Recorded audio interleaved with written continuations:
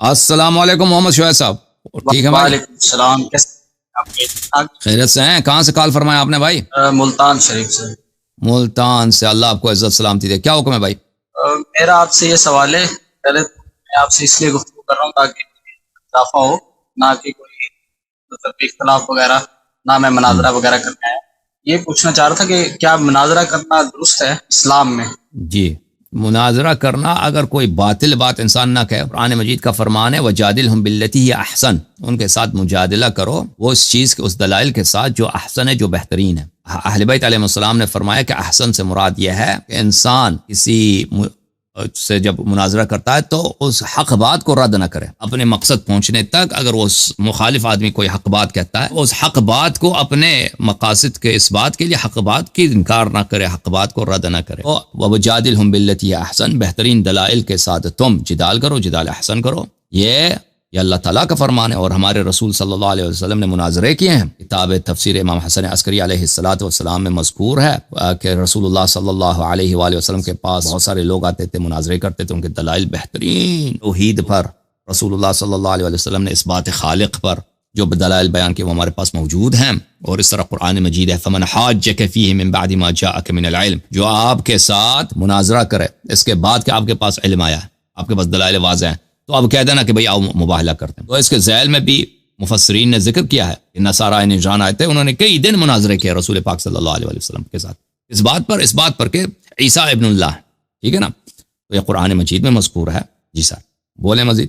جی میں اس لیے کہہ رہا ہوں کہ مناظرہ کرنے سے آج کے دور میں تو مسلمانوں کے درمیان تو تفرقہ پھیل رہا ہے، لڑائی وغیرہ، تو اس سے تو مطلب کہ ہماری ایک جو اسٹرینتھ ہے یا ایک دوسرے کا جو بھائی چارہ ہے وہ ڈسٹرب کافی حد تک ہو رہا ہے۔ جی، تو میرے عرض یہ ہے کہ اگر مناظرہ اس انداز کے ساتھ کیا جائے نا کہ انسان حق بات کو قبول کرے اور اپنے کسی حق بات کو انکار نہ کرے اور کسی باطل بات کی طرف دلیل نہ لائے اور حق کے قبول کرنے میں جھجک نہ کرے، انصاف کرے، تو اس سے بہت سارے لوگ مستفید ہوتے ہیں اور بہت سارے لوگوں کو سیکھنے کو ملتا ہے اور وہ سیکھ جاتے ہیں، ٹھیک ہے نا؟ تو اس سے اس عالم اسلام میں جو اختلافات ہیں یہ کس طرح سے حل ہوں گے؟ اسی طرح گفتگو سے حل ہوں گے، ٹھیک ہے نا؟ اگر ہم اس مسئلے پہ بات ہی نہ کریں، گفتگو نہ کریں، تو یہ تو حل ہونے والی چیزیں نہیں ہیں۔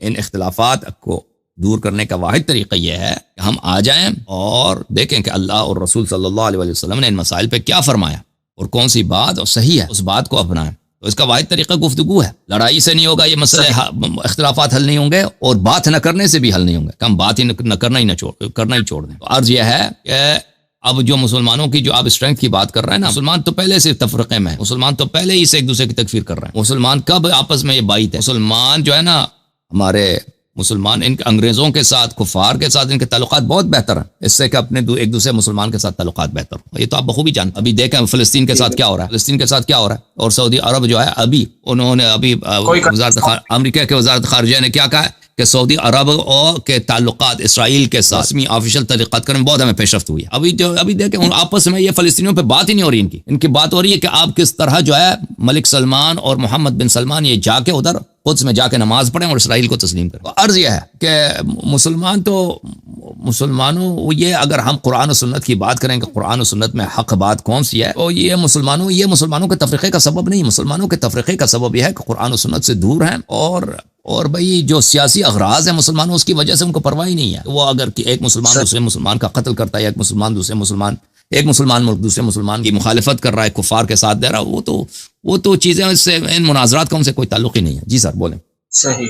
اچھا میرا مسلک ہے اہل سنت، جی، تو شیعہ مسلک میں ایسا کیا خاص ہے کہ میں اس کی طرف مطلب راغب ہوں، یا کوئی ایسی کوالٹی؟ یہ بالکل حق ہے نا کہ رسالت پناہ صلی اللہ علیہ وسلم کے بعد ہم نے کس کی اتباع کرنی ہے؟ بات یہ ہے کہ اتباع کس کی کرنی ہے؟ تو اتباع اہل بیت طاہرین علیہ السلام کی کرنی ہے، امیر المؤمنین علی بن ابی طالب علیہ السلام، ان کے بعد امام حسن علیہ السلام، ان کے بعد امام حسین علیہ السلام، ائمہ اطہار علیہ السلام کی۔ ابو بکر عمر کو کبھی پیغمبر نے نہیں فرمایا کہ میرے بعد میرے جانشین ہے، یہ آپ کے امام ہے، ٹھیک ہے نا؟ اور ابو بکر اور عمر کے زندگی میں جب ہم آپ آ کے دیکھتے ہیں تو ان کی زندگی میں ایسی باتیں ہمیں نظر آتی ہیں، ایسی بہت ساری واضح باتیں کہ ان کا اتباع کرنا نہایت بڑی غلطی ہے۔ جیسے ہم کہتے ہیں کہ ان کے، میں بھی کیا کہتا ہوں بار بار آپ کے علماء سے کہ ان کا اسلام ثابت، یعنی ان کی زندگی میں ایسی باتیں ہیں کہ وہ کسی مسلمان سے صادر ہو ہی نہیں سکتی، ٹھیک ہے نا؟ کیسے یہ مسلمان تھے کہ انہوں نے یہ اعمال انجام دیے؟ تو جب یہ لوگ ایسے افراد تھے کہ ان کے کردار میں آپ کے کتب میں موجود ہے، وہ صحیح بلکہ متواتر آیات کے ساتھ کہ ان کا افعال کردار یہ تھا، تو وہ تو پیروی کے لائق کہاں بنتے ہیں، ٹھیک ہے نا؟ تو یہاں پہ ہمارے پاس دو مسلک ہے. ایک مسلک یہ ہے کہ ہم اہل بیت علیہ السلام کی اتباع کریں، اس کا حکم اللہ نے دیا، رسول صلی اللہ علیہ وسلم نے دیا. ایک مسلک یہ ہے کہ ہم ابو بکر عمر اور عثمان اور صحابہ کی اتباع کریں، اس کا اللہ اور رسول صلی اللہ علیہ وسلم نے حکم نہیں دیا.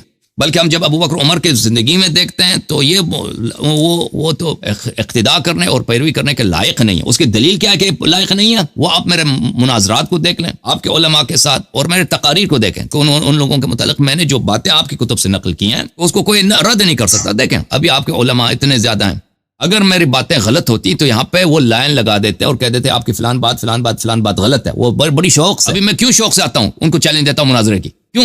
کیونکہ مجھے پتہ ہے کہ میں یہ جیت جاؤں گا. اگر مجھے پتہ ہوتا نا کہ مجھے شرمندگی ہوتی تو لازمی بات ہے، اگر میرا موقف کمزور ہوتا، مجھے پتہ ہے کہ میرا موقف کمزور ہے، تو میں تو شوق سے کسی کو چیلنج نہیں دیتا، میں تو اوائڈ کرنے کی کوشش کرتا. وہ تو ہر انسان کی یہی ہوتا ہے، نیچرل انسٹنکٹ یہی ہے کہ بھائی اس کو شرمندگی نہ ہو، شکست نہ ہو، ٹھیک ہے نا؟ تو میں بھی یہی کرتا کہ بھائی میں کہتا ہوں بھائی مجھے پتہ ہے کہ میرا موقف باطل ہے، میں اس کو اپنے مدعا کو ثابت نہیں کر سکتا، تو میں دلیل لانے سے کیسی جگہ میرے دلائل کا ٹیسٹ ہو اس سے بچنے کی کوشش کرتا.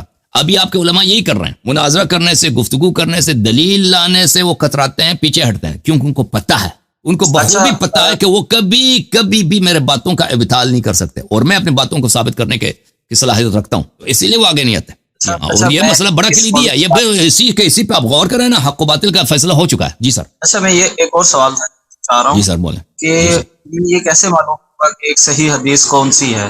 تو اس کے بہت سارے طرق ہیں نا، ابھی تو اس کا وقت نہیں ہے. ابھی اس کے صحیح حدیث کے طرق کیا ہیں، وہ فریقین کے نزدیک اس کے معیار مختلف ہیں. بہرحال وہ اپنی جگہ پہ وہ دیکھنی چاہیے کہ وہ کس فریق کی بات ہو رہی ہے. تو یہ اس بات پہ کوئی اجماع ہو رہی ہے کہ صحیح حدیث کون سی ہے جماعت مخالفین کے ہاں اور ہمارے ہاں، صحیح حدیث کون سی ہے کون سی نہیں ہے، وہ اپنی جگہ پہ وہ ایک مفصل بحث ہے. اچھا اللہ کے سوا کسی اور سے مدد مانگ سکتے ہیں؟ قرآن سے تو ایسا کوئی مطلب نہیں مانگ سکتے بھائی.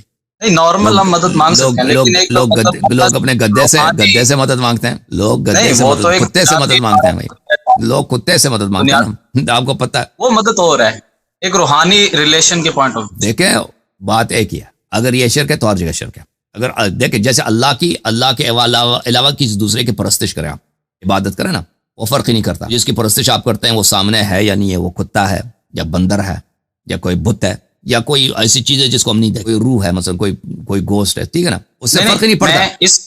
سمجھ رہے نا آپ سن لیں میری بات، اس سے فرق نہیں پڑتا. اگر یہ شرک ہے بھائی کہ اللہ کے علاوہ کسی اور کی ہم پوجا نہیں کر سکتے، تو بھائی اس سے فرق پڑتا ہے. ابھی میں آپ کے سامنے ہوں، میری پوجا کرو، آپ مشرک بن گئے. میں آپ کے سامنے نہیں ہوں، ایک گوسٹ ہے بھائی، اس کو کہہ دو ہولی گوسٹ یا جبرائیل علیہ السلام ہے، وہ سامنے نہیں، اس کی پوجا کرو، آپ مشرک بن گئے نا. تو یہ شرک جو ہے بھائی صاحب، یہ ہر جگہ شرک ہے. اگر یہ چیز شرک ہے، آپ اللہ کے علاوہ کسی اور کی آپ مدد مانگ لیں، وہ کیوں شرک ہو بھائی؟ مدد لینا کیوں شرک ہو؟ ہماری زندگی سی بات پہ چلتی ہے، ہم ایک دوسرے سے مدد لیتے. اگر یہ چیز شرک ہے تو ہر جگہ شرک ہے. اور رسول اللہ صلی اللہ علیہ وسلم قرآن مجید کہیں نہیں بتایا کہ تم کسی سے اگر مدد لو گے تو یہ شرک ہے. قرآن کی کوئی آیت نہیں ہے، کوئی حدیث ہی نہیں ہے، کچھ بھی نہیں ہے. وہ سب قرآنی آیات کو غلط پیش کرتے ہیں. وہابی حضرات، دیوبندی حضرات اس کو تحریف کر کے پیش کرتے ہیں. آپ میرا یہاں پہ مناظرہ ہوا کئی بار اسی مسئلے پر. ایک مناظرہ ہوتا مولوی خلیل کے ساتھ، خلیل احمد پہ، اسی چینل پہ آپ دیکھ لیں. وہ آیات کو غلط پیش کرتے ہیں کہ قرآن میں یہ لکھا ہے کہ آپ صرف اللہ کے علاوہ کسی اور سے مدد نہیں لے سکتے. بالکل قرآن کی کوئی آیت نہیں ہے.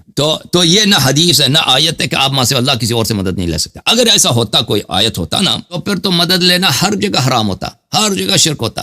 چاہے وہ آپ سامنے والا کوئی انسان ہے، کوئی شخص موجود ہے یا کوئی شخص موجود نہیں ہے، ٹھیک ہے نا بھائی. آپ میری مدد کے تو میں ایسا پوائنٹ آف ویو رہا ہوں، آپ اس طرح سے اس کو مدد سمجھ نہیں رہے. مدد سے مراد کہ میں کسی بڑی مشکل میں پھنسا ہوں جو اب روحانی مسئلے سے ہی حل ہوگا. مطلب مثال کے طور پر میری جاب نہیں ہو رہی، میں ابھی کسی بندے کا منت ترلا نہ کروں، میں اللہ کے آگے گڑ گڑاؤں. میں اس حساب سے کہہ رہا ہوں. اب جیسے میں اللہ کو چھوڑ کے اللہ تعالیٰ کو چھوڑ کے حضرت علی سے مدد مانگوں. میری بات سن لیں، میری بات آپ میری بات سن معذرت. یہ حرام نہیں ہے بھائی، یہ حرام نہیں ہے. اگر آپ کسی شخص سے مدد مانگیں یہ حرام نہیں ہے، مکروہ بھی نہیں ہے، شرک بھی نہیں. وہ شخص چاہے کافر ہے، کافر سے اب دیکھیں مدد. آپ خود پاکستان میں رہتے، آپ کی حکومت کا کیا کام ہے؟ اس کے ہاتھ میں ایک کشکول ہے نا، سارا دن IMF کے پیچھے پڑا ہوا، فار کے پیچھے. غلط ہے نا، شرک نہیں ہے نا، شرک نہیں ہے. آپ کہہ سکتے ہو کہ یہ بے عزتی ہے، شرک نہیں ہے، حرام نہیں ہے. آپ کہہ دو بھائی بے عزتی ہے، ہمارا ملک فقیر ہے، ہماری بے عزتی ہو رہی ہے، لیکن یہ شرک نہیں ہے. آپ کسی سے نہیں، مدد لے لو، اب یہ شرک نہیں ہے بھائی. جس طرح اب کوئی مطلب دربار وغیرہ پر جاتے ہیں تو وہاں پہ جو ہستی وغیرہ سپرد خاک ہے تو دربار ان سے اگر مدد فراڈی وغیرہ آدمی ہے، بہت سارے دربار تو فراڈی صوفیوں کی ہے نا، فراڈی صوفیوں کی ہے، ان سے تو اجتناب کرنی چاہیے. لیکن دربار ہے رسول اللہ صلی اللہ علیہ وسلم کے، رسول اللہ صلی اللہ علیہ وسلم کے آل کی، امیر المؤمنین علیہ السلام کی، امام حسین علیہ السلام کی، تو ان سے مدد لینا ہے وہ بالکل بالکل بہترین کام ہی ہے. یہی ہے کون سے مدد لیا جائے. اچھا، اور متا کیسے رائٹ ہو سکتا ہے؟ Okay thank you sir. آپ Right. مدعا کے متعلق لوگوں نے سوال کیا نا 2-3 دن سے، وہ پچھلے پروگرام میں، کل کے پروگرام میں بھی کسی نے سوال کیا، تو اس کا ریپلے دیکھو. میرا last- اب میرا دوسروں last- کو ٹائم دے دو، دوسروں کو ٹائم دے دو نا بھائی. اچھا چلیں ٹھیک.